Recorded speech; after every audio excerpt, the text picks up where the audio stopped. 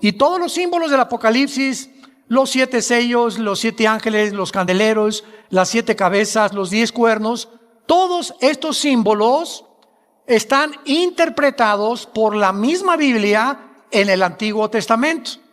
Entonces, si queremos interpretar el Apocalipsis, tenemos que conocer el libro de Daniel, Zacarías, Joel, que son los libros relacionados con los símbolos del Apocalipsis.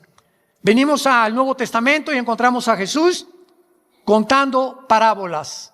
¿Qué son las parábolas? Son ejemplos que comparan algo con otra cosa. El sembrador salió a sembrar, sembró la semilla, una cayó junto al camino, otra en espinas y otra en las rocas. Y toda la gente que oía estas historias de Jesús se quedaban así. Qué bonito, parece un cuento para un niño, para dormirlo antes de que se duerma. Pero detrás de la semilla, de las espinas, de las piedras, del sembrador, se encontraban misterios. Se encontraban secretos de Dios escondidos detrás de un lenguaje común y corriente, por lo cual Cristo, con Mateo 13, agarra a los discípulos, se los lleva aparte y les dice: a ustedes, o sea, aquí a ustedes, les es dado el conocer los misterios del reino de Dios. Imagínense el privilegio que tenemos de poder leer la Biblia y comenzar a entenderla simplemente porque tenemos al Maestro de maestros, que es el Espíritu Santo. Entonces, una persona que venga a la Biblia y tenga 5 doctorados en filosofía y letras, en ciencias políticas, lo que tú me quieras decir, choca contra el lenguaje de la Biblia, porque es un lenguaje encriptado, es un lenguaje escondido, es una sabiduría, dice 1 Corintios 2, escondida desde antes de la fundación del mundo para nosotros. ¿Quiénes somos nosotros? No los que hemos creído en Jesús nada más, los que le siguen. Porque una cosa es que creas que Jesús es Dios y otra que le sigas todos los días de tu vida. Entonces, a los que siguen a Jesús todos los días, les es dado que el Espíritu Santo les abra esto que tenemos aquí cerrado, con programas del mundo, qué evolución, qué filosofía, qué transgénero, qué esto y qué el otro. Y todos esos programas son sacados de nuestra mente para volver a meter el programa de Dios y poder ampliar nuestra capacidad de conocimiento y de inteligencia que solo puede venir de la Biblia. ¿Qué tiene que ver el templo, el velo del templo que vamos a ver a continuación, con el calendario de Dios? Es el misterio que tenemos que resolver. Dice Mateo 27, 50 y 51.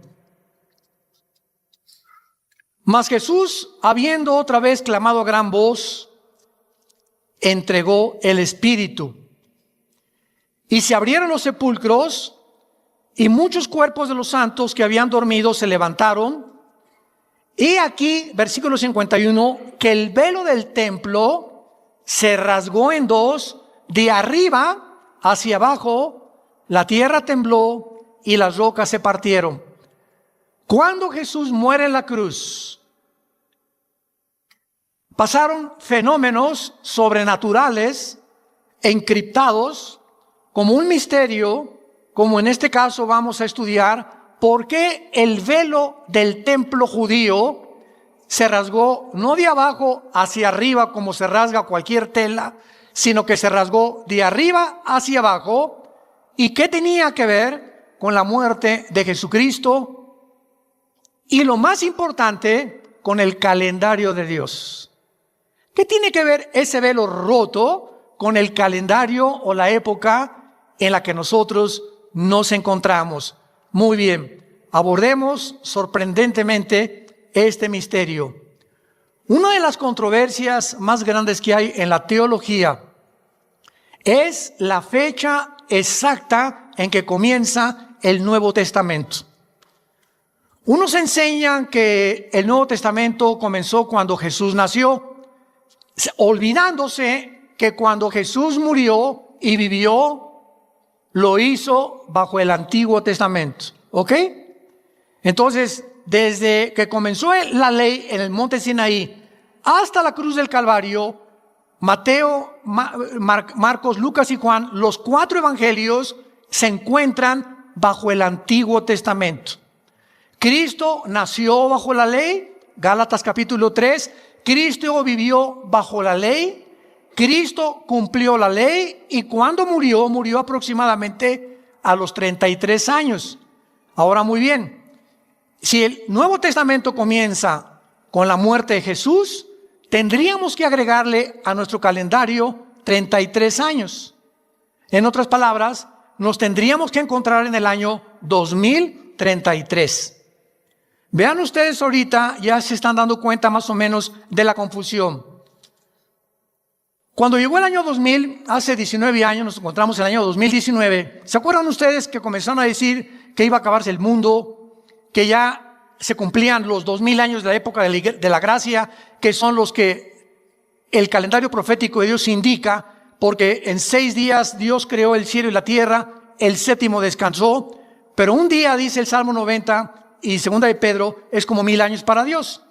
Entonces, hay 6 días de la creación, pero hay un simbolismo de 1000 años por cada día de la creación. En otras palabras, si Dios creó al mundo en 6 días y 1000 años es como un día para Dios, entonces van a haber 6000 años de historia.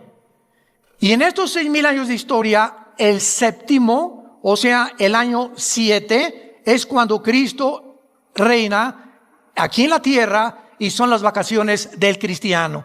El día 7º es para nosotros el descanso, los últimos 1000 años. Y vamos otra vez a poder entender esto.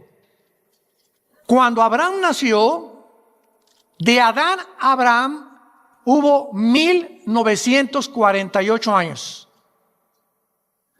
Qué interesante que Israel el siglo pasado regresa a su tierra. ¿En qué año? En el año 1948 de Cristo a nuestros días, desde luego. Y en el año 1948 se funda Israel. ¿Coincidencia? Otra perlita, por ejemplo, otro botón de muestra. La palabra embarazo en el hebreo tiene 3 letras. Y en el hebreo y en el griego, cada letra hebrea, son 22 letras, todas son consonantes. En el hebreo no hay vocales. Todas tienen un número, igual que en el vocabulario griego. Son los 2 únicos lenguajes que las letras tienen un simbolismo, se llama gematría. No geometría, gematría. Ahora fíjense ustedes, la palabra embarazo en el hebreo tiene 3 letras, 2, 7, 5. Y estos 275 días son exactamente los días o los 9 meses del embarazo de una mujer. Nadie dice, ¡wow! O sea, esto no pudo haber sido hecho por el hombre. Nos damos cuenta que está encriptado en la Biblia los misterios de Dios. Génesis 1:1. En el principio Dios creó los cielos y la tierra. Bereshit bara Elohim hasa mayir haeretz en el hebreo. Son 7 letras. La letra de en medio es el menorá. De las 7 letras, la de en medio simboliza el menorá. ¿Qué es el menorá? El famoso candelero. No candelabro, candelero. ¿Qué es el candelero? Es el símbolo que tenemos nosotros en Vida Nueva para el Mundo, que parece una lamparita, ¿verdad? Pero es el de en medio, la rama de en medio, 3 a la izquierda y 3 a la derecha. Ese es un candelero judío. Hay otro candelero que es el de la fiesta que ya se celebró cuando Antíoco Epífanes, que tiene ya 9 ramas, que ya no es realmente el calendario, el menorá judío. ¿Por qué el menorá aparece en medio del primer versículo de la Biblia, que son 7 palabras? Porque el menorá en medio es Jesús, 3 a la derecha y 3 a la izquierda suman 6. El 6 es el número del hombre, porque fuimos creados en el 6º día. Y el hombre imperfecto con Jesús entramos a la perfección. Es lo que simboliza el menorá. El ser humano unido a Jesús. También simboliza la luz, desde luego, y simboliza la iglesia, porque la iglesia es la luz del mundo. Fuera de Jesús no tenemos ninguna luz. Muy bien. Entonces, si Cristo realmente, a los 33 años que muere, Él realmente muere y de ahí se comienza el Nuevo Testamento, viviríamos en el año 2033. Yo quiero decirles algo muy importante. Toda esta confusión de los días que sacan, Cristo viene en febrero del año 2020, Jesús viene en el año noviembre, y ha habido a través de la historia diferentes falsos profetas. Cuando tú veas una fecha que alguien da en el internet o en las redes sociales, tú lo sabes inmediatamente que nadie puede poner ninguna fecha para la venida de Jesús, porque el calendario está cuatrapeado. Y vamos a verlo por qué. Muy bien. ¿En qué calendario nos encontramos nosotros? Síganme con mucho cuidado, se vayan a empachar. Nos encontramos bajo el calendario solar. ¿Qué significa esto? Que medimos el año en 365 días, minutos y segundos. No son 365 días exactos. Muy bien. ¿Por qué se llama el calendario solar de hace aproximadamente 2000 años a nuestra fecha? Porque el Papa Gregorio, un papa en el Vaticano, se le ocurrió cambiar el calendario lunar, que es el calendario de los judíos, al calendario solar. Entonces, el calendario lunar de los judíos tiene 360 días. Tiene 5 días y fracciones menos que el de nosotros. Entonces, cuando hubo este cambio de calendarios, los equinoccios de primavera y todos los cambios que hay, tenemos febrero de 28 días, otros son de 30 días, otros son de 31, vino completamente una descomposición y aproximadamente nos encontramos en el año 2019, con todas estas cosas que han sucedido. Haciendo un poco de matemáticas, de una u otra manera, que aproximadamente nos encontramos con tal vez 10 o 15 años máximo de que el calendario se movió, nos estamos acercando rápidamente a los 2000 años que van a culminar y terminar la era o la época de la iglesia. ¿Qué quiero decirles? Que si realmente hay un cambio de 10 o 11 años, nos encontramos antes de la venida de Cristo, a más tardar en el año 2028. Estamos hablando aproximadamente de un error de 9 años en el calendario. Pero vamos a profundizar un poco más antes, porque no estamos poniendo ninguna fecha. Estamos viendo cómo están los años perdidos del calendario lunar al calendario solar. Lo único que sabemos es lo siguiente. De Adán a Cristo hubo 2000 años, 4000 años, perdón. Desde Adán hasta la cruz hubo 4000 años. Faltan 2000 años que son la época de la iglesia, que interrumpió el calendario del Antiguo Testamento. Y al acabar la época de la iglesia, viene el arrebatamiento, Dios nos saca de este mundo y Dios regresa a los 7 años que le faltan al Antiguo Testamento, la semana 70 de Daniel, que son los 7 años de la tribulación. Porque ha habido tanta confusión teológica en la escatología de por qué cristianos creen que la iglesia va a pasar la tribulación, otros que la iglesia no va a pasar la tribulación, porque no han entendido que no podemos pasar la tribulación, porque si pasamos la tribulación, entonces Dios sigue tratando con la iglesia y no con Israel. Vayamos al libro de Daniel, en el Antiguo Testamento, capítulo 9.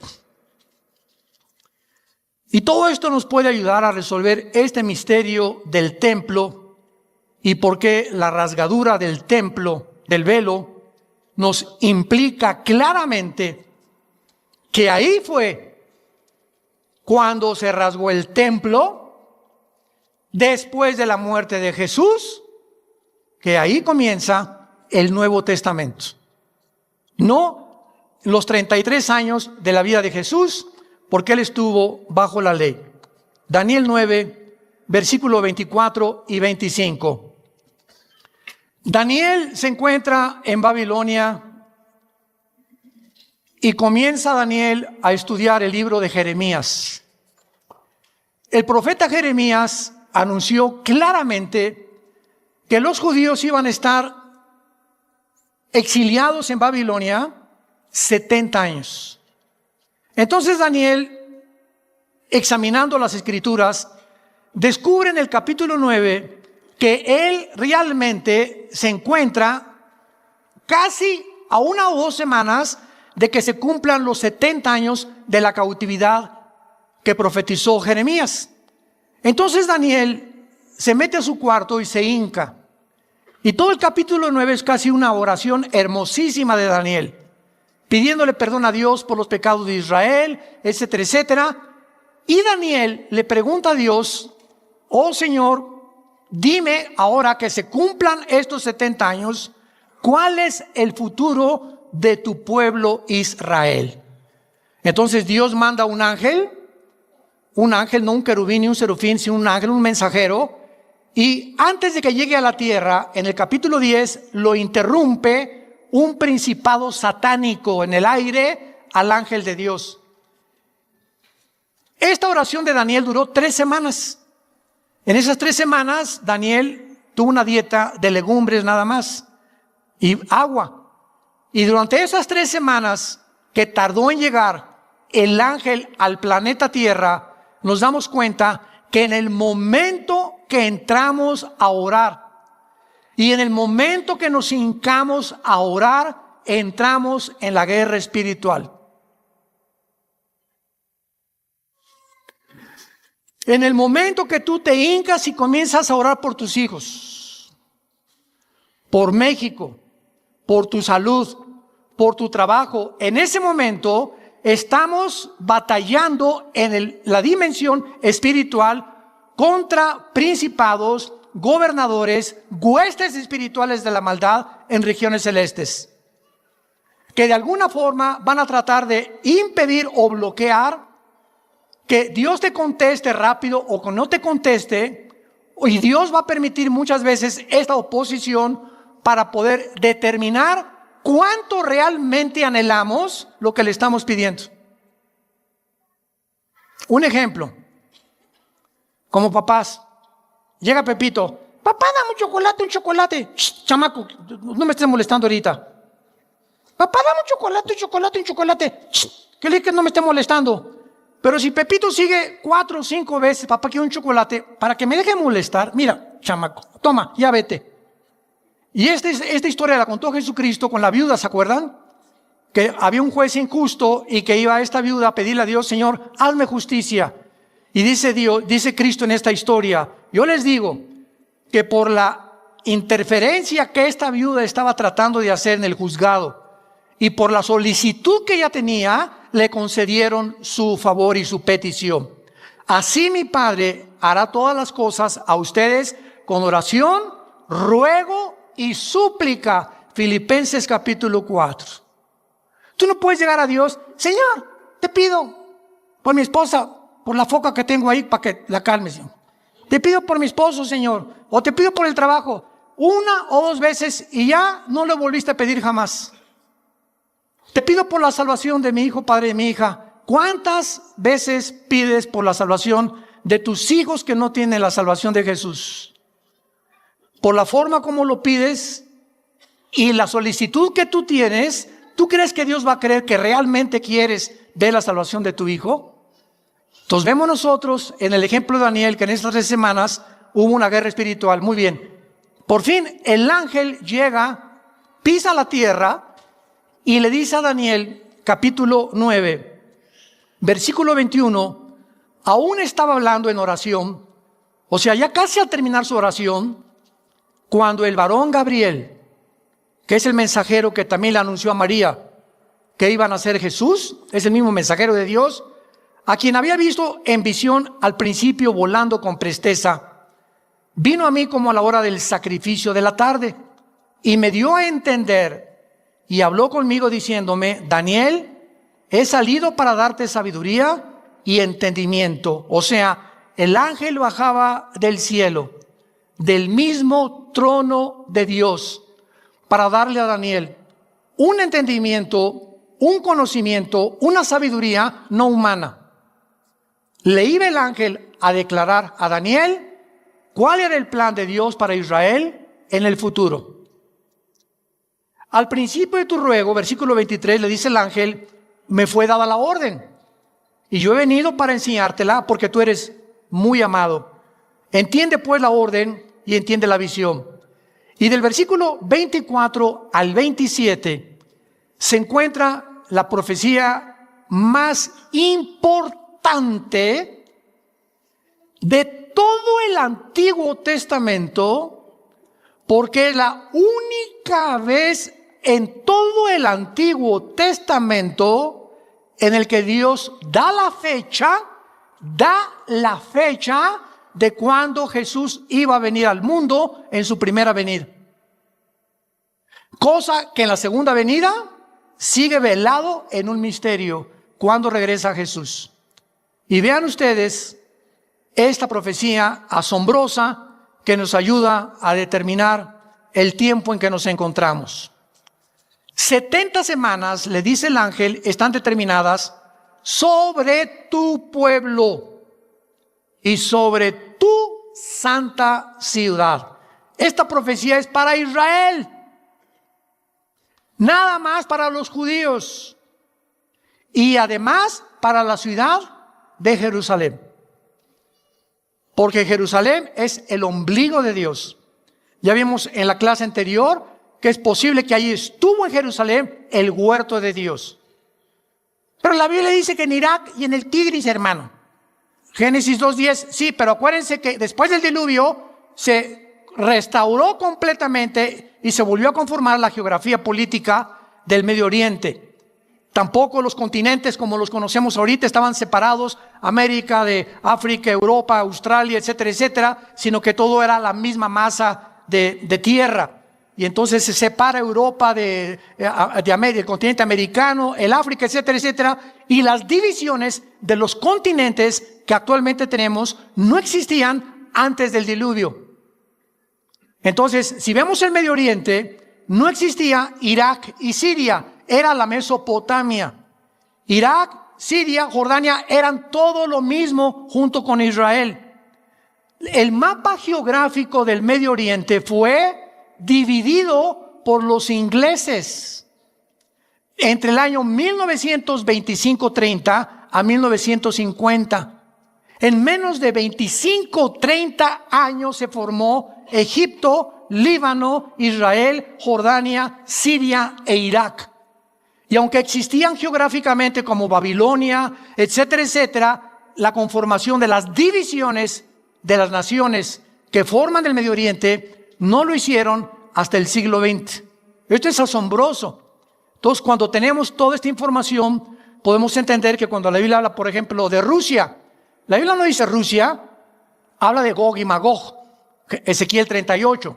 Y Magog es la tierra de los magogitas, que de acuerdo a Herodoto, de acuerdo a Plinio y a Josefo, los historiadores judíos no cristianos, los magogitas descendían de los escitas, de los bárbaros, y formaron todo lo que es ahorita la zona geográfica donde se encuentra Rusia, con las 15 repúblicas musulmanas, excepto de Ucrania, que están alrededor de Rusia, que fueron divididas en 1990 con la caída del comunismo.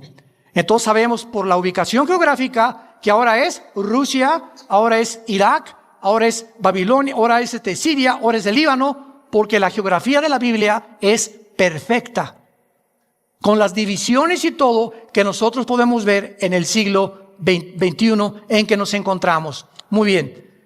Ahora, muy bien. El número 360, que es el calendario de los judíos, el año es de 360 días, es interesante por varias razones, porque hay 360 grados en un círculo perfecto. Síganme con mucho cuidado. Hay 360 grados en un círculo perfecto y hay 360 grados en un compás. Esto es algo relacionado impresionante. Pero veamos a continuación las razones por las cuales nuestro calendario está cuatrapeado, está alterado. No estamos en el año 2019 de ninguna forma, sino que realmente se ha modificado a través del tiempo. Y el misterio del templo, el velo que se rasga cuando Cristo muere, nos va a dar mucha luz importantísima que se ha perdido sobre el rompecabezas profético, lo cual va a cambiar completamente nuestra comprensión de la línea del tiempo. Pero vamos primero a contestar preguntas básicas. ¿Quién nos dio el calendario bajo el cual vivimos? Roma. El Papa Gregorio cambió el calendario lunar que tienen los judíos y lo puso con el calendario solar. No fueron personas cristianas, sino los romanos, en su creencia del dios Solis, del dios Sol, y otras prácticas paganas que se agregaron a nuestro calendario. Ahora, ¿quién creen ustedes que ha usado los solsticios, los equinoccios y las eclipses del sol para medir los años y marcar las festividades paganas y religiosas? ¿Quién cree que inventó que ahora el 31 de octubre es Halloween? Que se va a aparecer el guasón. Todas estas, que el martes 13, por ejemplo, el viernes 13 también, que no pases debajo de una escalera y que en ningún hotel hay el piso 13 ni el cuarto número 13. Y vemos cómo están introducidas supersticiones en las costumbres paganas que vienen todas de Roma, porque se mezcló la religión con la brujería. Esto se llama, si lo quieres apuntar, sincretismo. ¿Qué es el sincretismo? La mezcla de la religión con el ocultismo, con la brujería. Por eso cuando entramos a una iglesia o religión budista o lo que tú quieras, incienso y misterio. Aquí está Dios, sales de Dios, ¡viva Zapata! Pero al entrar ahí, hay algo que encierra, porque se nos enseña que ahí está. Y ponen veladoras y ponen estas cosas, y templos y gárgolas adornando los edificios que son demonios. Los gárgolas son puros demonios, etcétera, etcétera. Pero hay una mezcla impresionante entre la brujería y la religión. ¿Por qué una bruja cree en Santo Tomás, en San Cristóbal, tiene a la Virgen María, tiene a Jesús y también tiene al diablo? ¿Por qué esa mezcla de lo santo con lo pagano? Se llama sincretismo. Porque hay muchas personas que son asesinas o borrachos, parranderos, jugadores, pero traen una medallota del Sagrado Corazón. Eso sí, ¿verdad? Y van a tomar miércoles de ceniza también. Porque Al Capone, porque Hitler amaba a los niños, porque disfrazan de Santa Claus en diciembre y al otro día mata a 500 personas.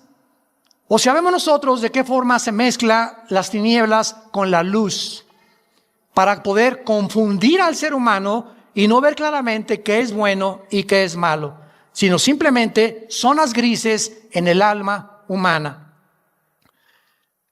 ¿Quién ha sido los que han usado los solsticios, equinoccios, eclipses para medir los años, etcétera, etcétera? Fueron los egipcios, los babilonios, los persas, los romanos, los druidas, los celtas, los incas, los mayas, los aztecas. Todos ellos eran guiados por la luna. Tenían el calendario de los judíos. Pero todo cambió, repito, hace aproximadamente 20 siglos. Ahora, el año profético de 360 días lo encontramos en la Biblia. En la Biblia no encontramos el calendario solar. Esto es asombroso, como lo vamos a comprobar. En el año basado en la rotación de la Tierra, que es un movimiento completo en 24 horas, nos da un día. Y el movimiento de la Tierra alrededor del Sol nos da un movimiento exacto de 360 días, no de 365 días. Los días y minutos y segundos que se le agregaron al calendario. ¿Cómo lo sabemos? por ejemplo, vayamos rápidamente al libro del Apocalipsis y vean ustedes la forma como la Biblia maneja los días, los meses y los años. Por ejemplo, en Apocalipsis 11, versículo 2, se nos está hablando que la gran tribulación, esos 7 años que vamos a regresar a Daniel 9 de la profecía de las 70 semanas que se dio en Israel, que son 70 semanas de años, estas semanas son de 360 días, e Israel tenía el calendario de 360 días, y cuando la Biblia menciona en Apocalipsis 11:2, el patio que está fuera del templo, déjalo aparte. No lo midas porque ha sido entregado a los gentiles y ellos hollarán la ciudad santa 42 meses. Si tú sumas los 365 días por los meses que tenemos bajo el calendario solar, no te da 3 años y medio. 42 meses son 3 años y medio, que es lo que va a durar la gran tribulación. Y va a ser el tiempo que el anticristo va a tener para gobernar. Vean, danle la vuelta a Apocalipsis 3. 42 meses se le dieron para el tiempo final de Israel. Versículo 5, Apocalipsis 13:5. También se le dio boca que hablaba grandes cosas, está hablando del anticristo, y se le dio autoridad para actuar 42 meses, que son 3 años y medio de 360 días. No cuadra con los 365 días que nosotros tenemos. Entonces, todo esto nos muestra claramente que Dios nos dio el sol. Génesis capítulo 1.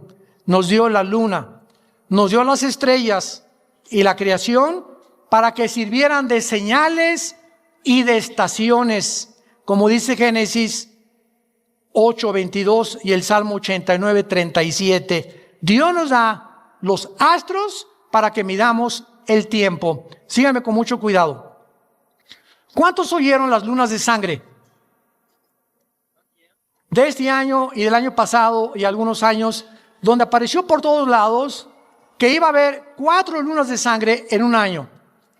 Llovieron correos electrónicos, oiga, es una señal del fin del mundo, porque la Biblia habla de lunas de sangre. Realmente ahorita ya estamos a punto de entrar al final, ya viene Cristo por nosotros, y se hizo una especulación, todos ustedes saben, impresionante en el internet, en las redes sociales. ¿Cuál fue el error de todas estas personas que se atrevieron, se adelantaron a decir que eran señales de los últimos tiempos? En primer lugar, solo 3 veces en la Biblia se mencionan las lunas de sangre. Joel capítulo, lo vamos a ver ahorita, Joel, el libro de los Hechos y el Apocalipsis, y Mateo 24 y el Apocalipsis. Veamos rápidamente, por ejemplo, que cuando se mencionan las lunas de sangre relacionadas con los últimos tiempos, tienen que ir acompañadas de un eclipse solar. Si aparecen lunas de sangre independientes de eclipse solar, no son las señales del fin del mundo. Y las lunas de sangre que aparecieron en los meses y años pasados no estuvieron relacionadas con eclipses del sol. Veamos, por ejemplo, esto en Isaías capítulo 13, en el Antiguo Testamento, que son pasajes donde están hablando del fin del mundo. Isaías 13, del 9 al 10. He aquí el día de Jehová. Ojo, cada vez que ustedes, estudiantes de la Biblia que me escuchan, cada vez que ustedes vean en el Antiguo Testamento la frase el día de Jehová, el día del Señor o el día de la ira, siempre, sin excepción, se refiere a los 7 años de la tribulación o a la semana 70 de Daniel, que no hemos acabado de poder especular y de poder investigar. Entonces, el día de Jehová son los 7 años que vienen al mundo de la tribulación. He aquí viene de indignación, ardor, de ira para convertir la tierra en soledad, raer de ella a los pecadores, por lo cual las estrellas de los cielos y sus luceros no darán luz, el sol se oscurecerá al nacer y la luna no dará su resplandor. Aquí está hablando de cuándo, del tiempo de la tribulación. Ahora vayamos al libro de Joel.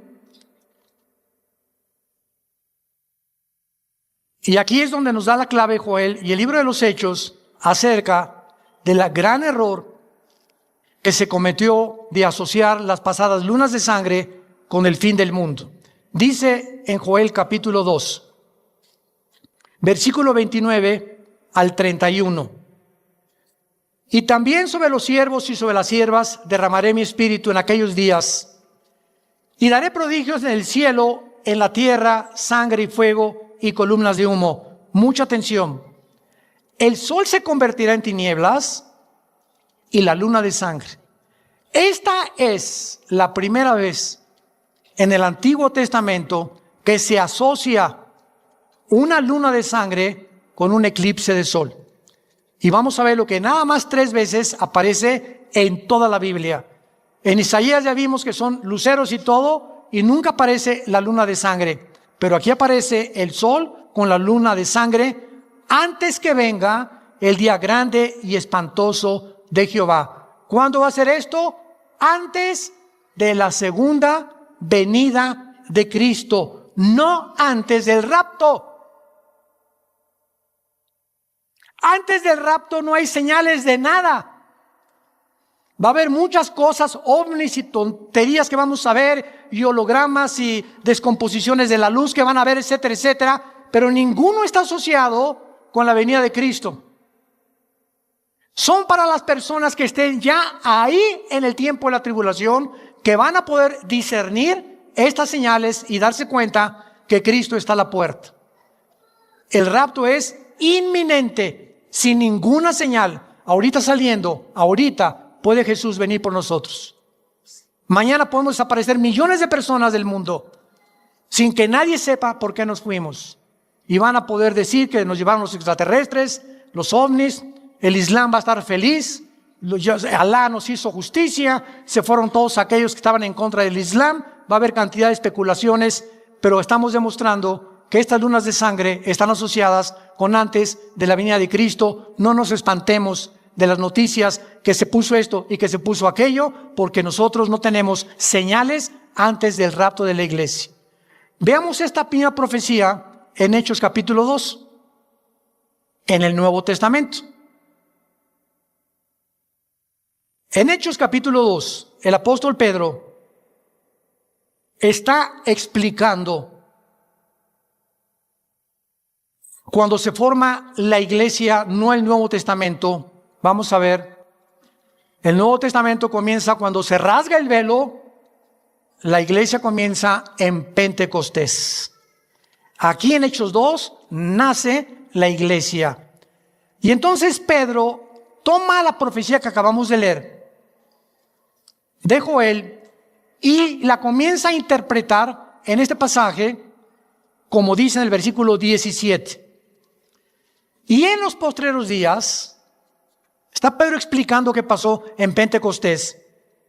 Dice Dios: derramaré mi espíritu sobre toda carne, vuestros hijos y vuestras hijas profetizarán, vuestros jóvenes verán visiones, vuestros ancianos soñarán sueños, y de cierto sobre mis siervos y sobre mis siervas en aquellos días derramaré mi espíritu y profetizarán. Hasta ahí le ponemos pausa.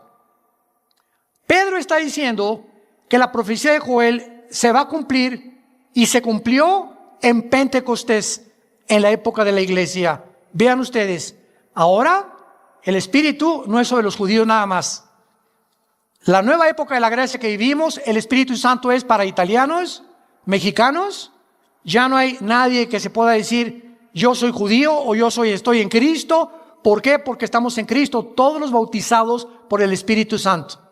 En el Antiguo Testamento no se daba el Espíritu Santo a los gentiles. Fue el problema que los apóstoles tuvieron, porque ahora veían que los gentiles, los que no eran judíos, tenían al Espíritu Santo. Unos hablaban en lenguas y otros tenían señales de milagros, para que pudieran explicar que realmente tenían al Espíritu Santo.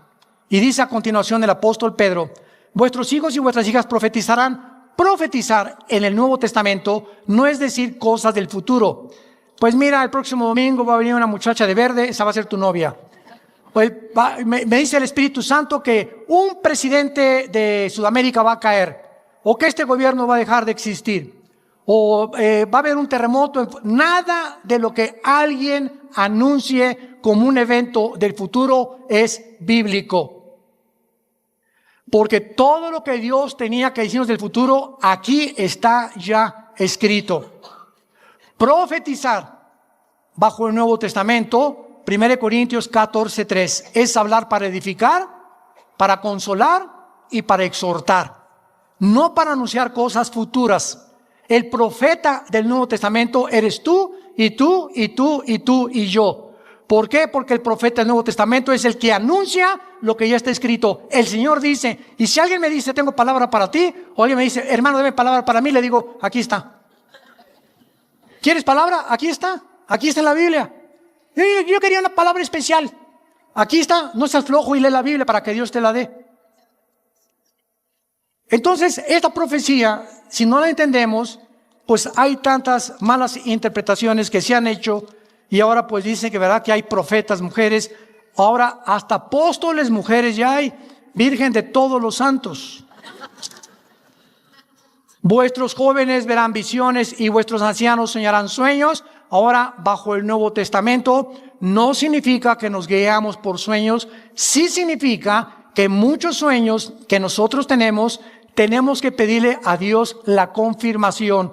Si un sueño se repite más de 2 veces, puede ser que sea de Dios. Y siempre que tenga su relación o esté apoyado o respaldado por el filtro de la palabra de Dios.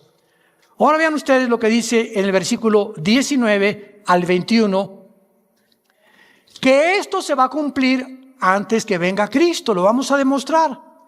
Y daré prodigios arriba en el cielo, señales abajo en la tierra, sangre y fuego y vapor de humo.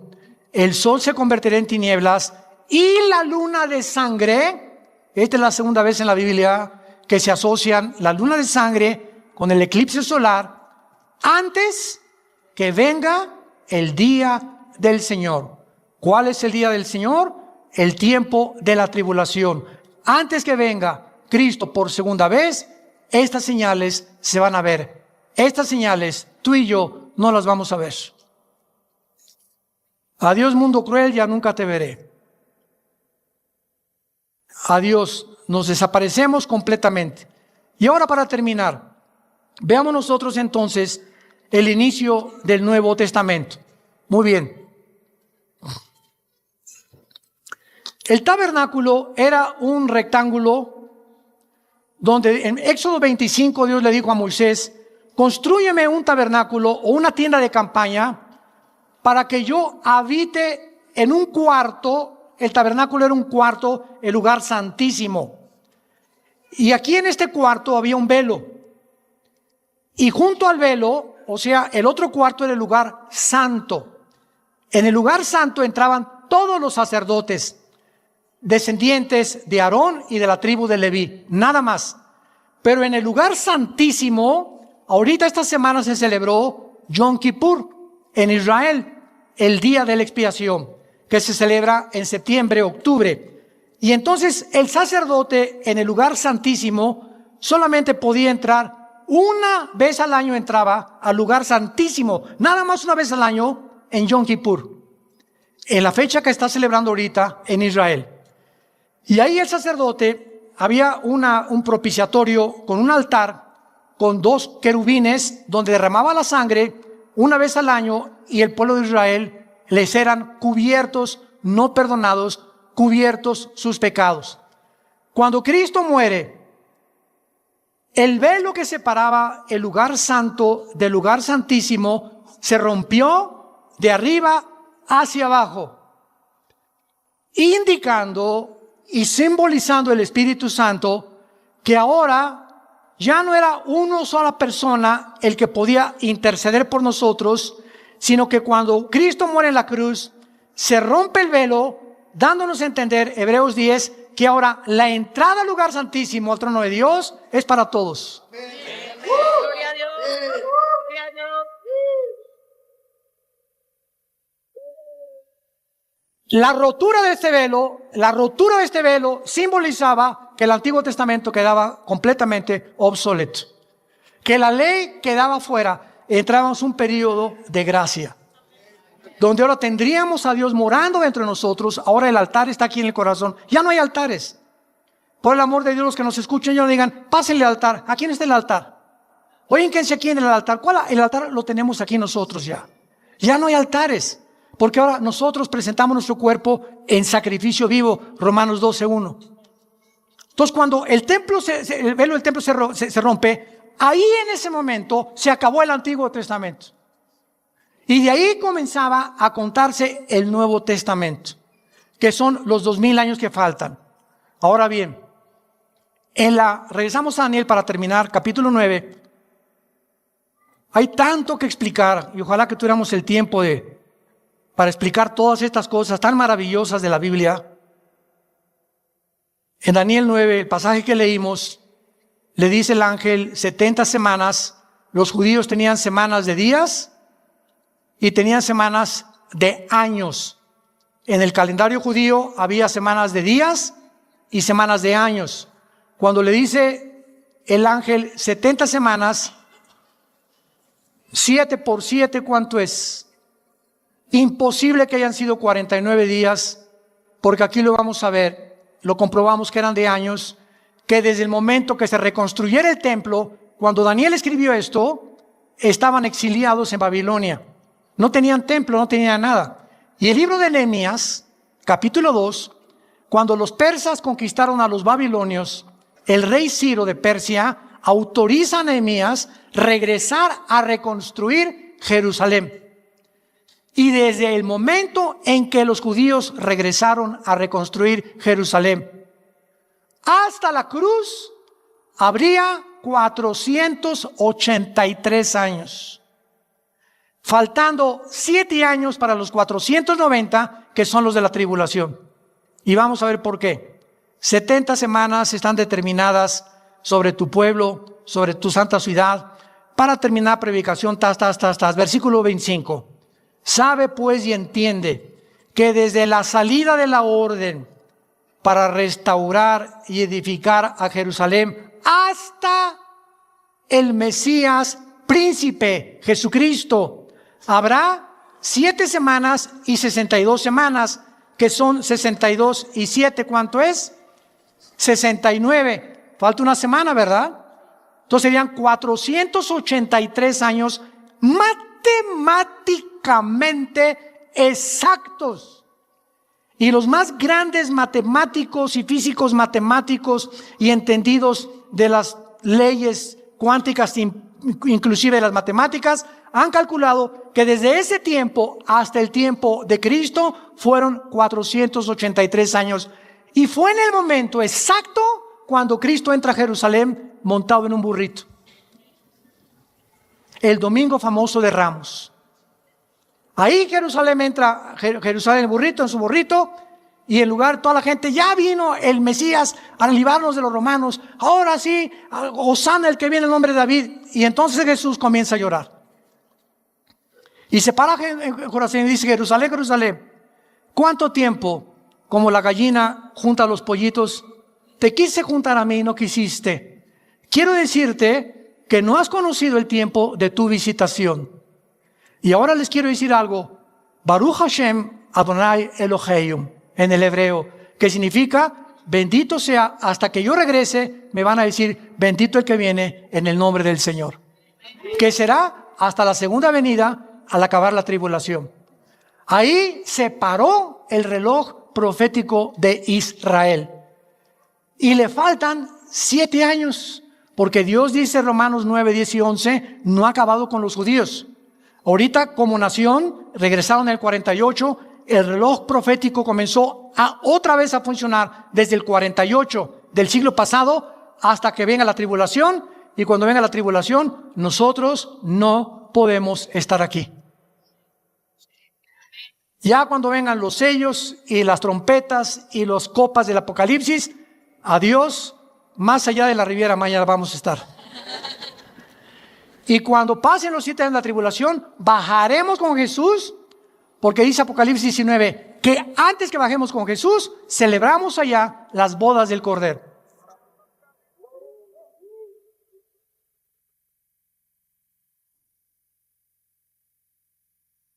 Y para terminar, para los que creen que el rapto y la segunda venida es el mismo evento, están lejísimos de la interpretación de la palabra de Dios.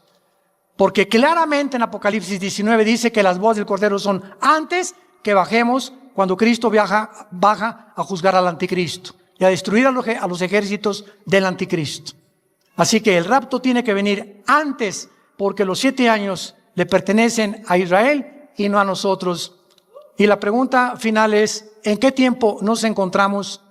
Yo se los digo con todo mi corazón.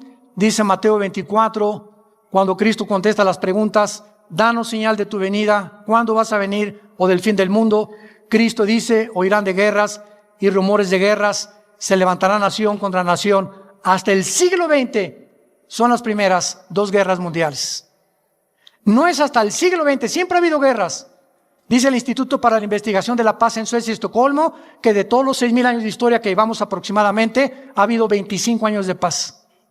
De 6,000 años de existencia, 25 años de paz. El mundo ha sido historia de guerras, toda la historia y todas las épocas. Guerras, golpes de estado, revoluciones, divorcios, pleitos, pues todo ha sido lo que hemos visto hasta ahorita.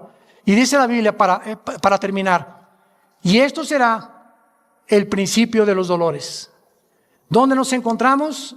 Se los digo sinceramente, nos encontramos entrando al principio de los dolores. Y las evidencias más grandes son los cambios climatológicos. El planeta Tierra tiene una neumonía terminal.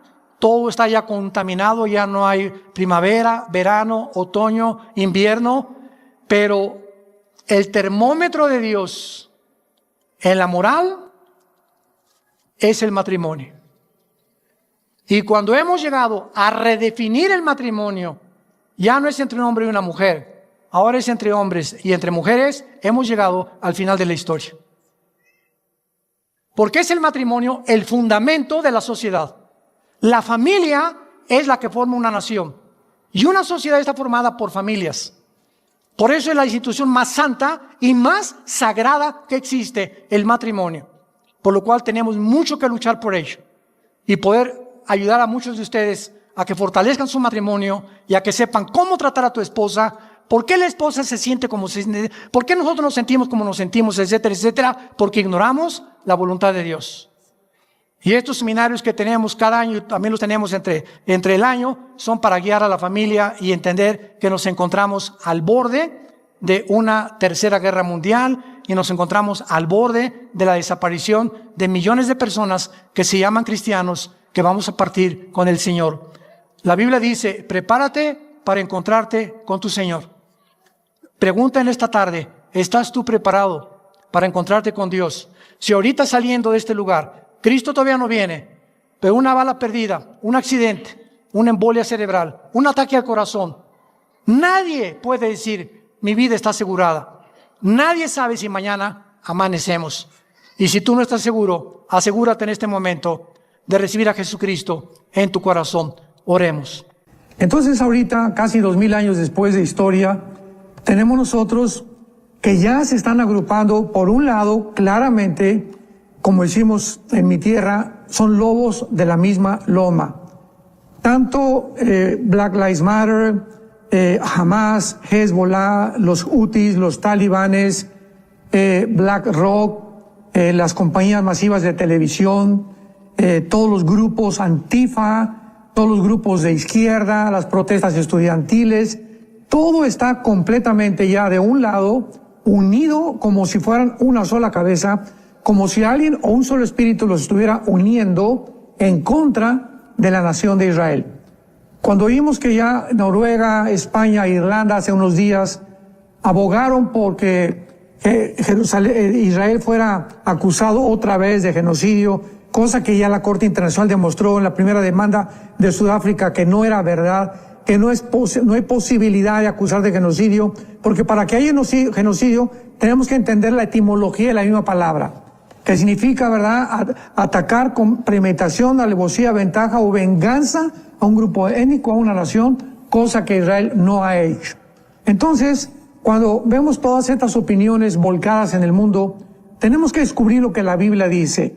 En Zacarías capítulo 12, versículo 2 al 3, está claramente explicado que Jerusalén se convertiría en una piedra pesada para todos los pueblos, que sería rodeada por todas las naciones, y entonces vendría el fin. Así que esta conglomeración, esta unificación de organizaciones, sociedades secretas, gobiernos políticos, etcétera, etcétera, no es una coincidencia. Hay detrás de todo esto un movimiento espiritual fortísimo que nos está hablando que estamos acercándonos realmente a la culminación de la historia humana. Así que el hecho de que estas naciones estén proponiendo que haya 2 estados dentro del territorio de Israel es de veras, es algo patético, es risible, es un circo, porque todas las naciones o son muy ignorantes o realmente, como estamos diciendo, el poder detrás de ellas se encuentra maléficamente y malignamente llevadas a una meta de la destrucción de Israel, porque la solución de 2 estados es imposible, y ya lo dijeron los palestinos y lo dijo Israel, por el amor de Dios. Ni los palestinos quieren un estado dentro de Israel, porque quieren todo el territorio de Israel, no quieren Jerusalén, quieren toda la parte de Jerusalén, y los judíos nunca de los nunca van a permitir esto, porque significaría su propia autodestrucción. Así que todos los que están abogando por que haya 2 estados dentro de Israel y que se independice y que le den un lugar en las Naciones Unidas a Palestina como una nación, es absolutamente absurdo, psicopático, patético, ¿verdad? Algo completamente irracional, demostrándonos la enfermedad a la que el mundo ha llegado. Pero, o sea, lo que uno no entiende, ¿verdad? Claro, uno lo ve a la luz de las escrituras, ¿verdad? Yo creo que ahí los cristianos, pues, tenemos, digamos, ese trasfondo, ¿verdad? Que nosotros partimos a través de la Biblia. En el mundo no, en los países no, ellos no tienen la referencia bíblica, porque no la tienen, ellos tienen la referencia histórica tal vez, o tienen el deseo de que un pueblo que ha sido oprimido y pobrecitos, ¿verdad? Y hay que darles, digamos, eso es como lo que, el sentimiento que se mueve. Yo veo que usted habló de muchas organizaciones que se han unido y estados y medios de comunicación, pero es un común denominador, siempre es como, creo yo, contra el capitalismo, contra el poderío, contra la democracia, ¿verdad? Ellos quieren más como, bueno, ojalá, ¿verdad? Como darle a los pobres, por lo menos la excusa, porque cuando llegan arriba, no lo hacen, llegan al poder, ¿verdad? Pero es como la excusa. Entonces ¿cómo combatir eso, verdad? Pues nosotros no podemos usar la Biblia para llegar ante las Naciones Unidas, o sea, nos van a avergonzar, nos van a decir no se vale, eso no, o sea, ¿cómo un cristiano puede tener argumentos, ¿verdad?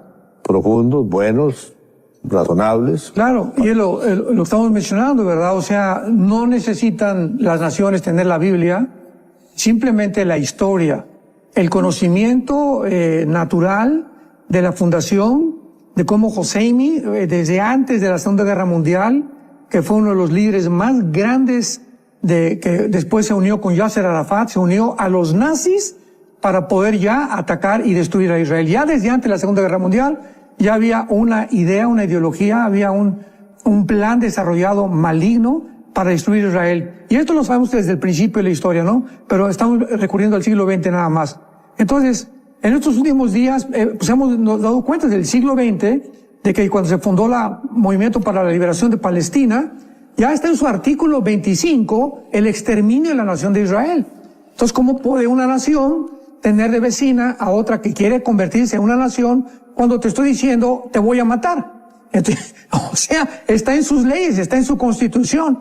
Entonces, ¿cómo puede Israel aceptar esto, que tengan las naciones un apoyo a un grupo de terroristas que quieren vivir dentro de su territorio, cuando acaban de demostrar el 7 de octubre del siglo XX la masacre que hicieron con más de 1,200 civiles, que esto es un genocidio realmente en toda la extensión de la palabra, y al mismo tiempo más de 100 rehenes que todavía mantienen, con niños de 8 meses que todavía los mantienen de rehenes?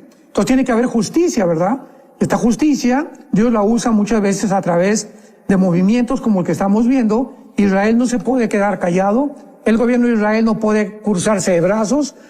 La responsabilidad de todo gobierno es proteger al pueblo, de que no vuelva a hacer y a sufrir y experimentar lo que sufrió en el Holocausto hace 75 años de los nazis y lo que pasó el 7 de octubre. Y a través de esto, pues es lógico que en el momento en que Israel comienza a rodear a Gaza, como están ahorita en Rafa, tiene que haber muerte de civiles, miles de niños, miles de civiles, porque no es una guerra, es el intento de Israel por sobrevivir. Es una nación que tiene más de 2000 años tratando de sobrevivir. ¿Por qué? Porque ha sido atacada de una forma racista, de una forma completamente psicopática. Entonces, es lógico que Israel tenga que entrar en este grupo, ¿verdad?, de terroristas dentro de su territorio, como ahora me acabas de mencionar hace poquito que hubo una explosión en Rafa, donde murieron 42 civiles. Y tenemos que entender algo. Cuando hubo una explosión en el hospital de Gaza, ¿se acuerdan que todos sacaron en las noticias? Israel bombardeó el hospital de Gaza y mató civiles. Y una semana o 2 semanas después se aclaró el asunto. ¿Qué fue lo que realmente sucedió?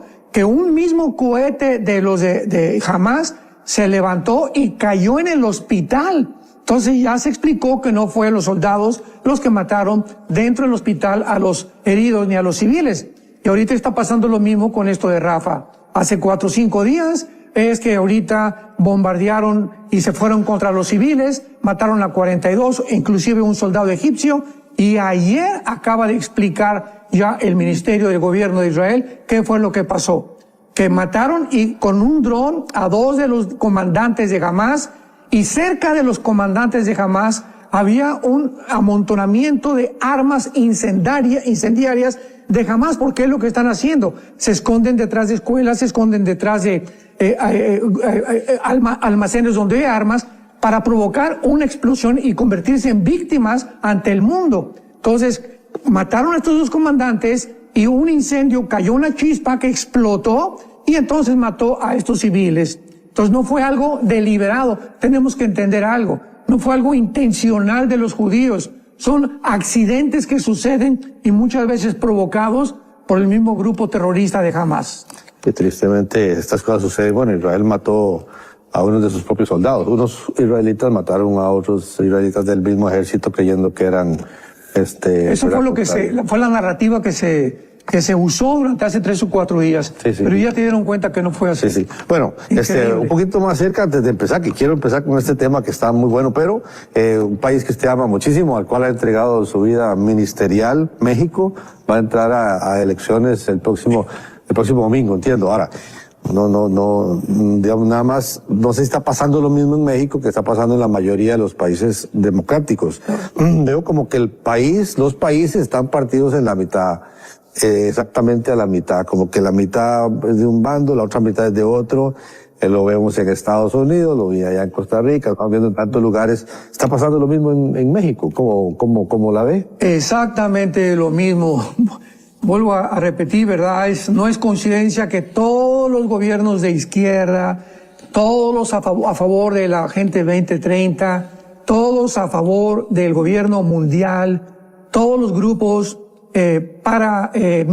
políticos, paramilitares, como Antifa, Black Lives Matter, todos los grupos que se están levantando. Ayer en México lanzaron bombas incendiarias Molotov en contra de la Embajada de Israel. No es coincidencia que todos estos grupos, asociaciones, etcétera, etcétera, que tengan y persigan el mismo fin. ¿Qué cosa es el fin? Un gobierno mundial.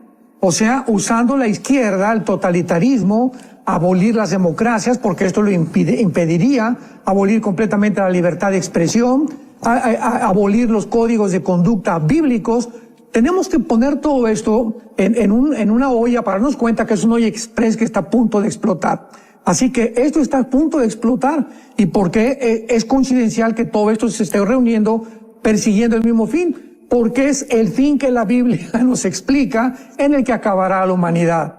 con un gobierno mundial, con un gobierno económico mundial, con un líder mundial, con 10 naciones uniéndose y gobernando a todas las demás naciones, robándole la soberanía nacional. Todo está completamente adelantado, escrito, porque la Biblia es la historia escrita por adelantada. Ok, entonces, no sé por dónde quiere comenzar, doctor, con este tema. O Roger, Tal vez recordar nada más que al más 1-469-781-1000, porque el doctor Alducin, después de este preámbulo que hemos hecho, hablando de todo esto que está pasando con Israel,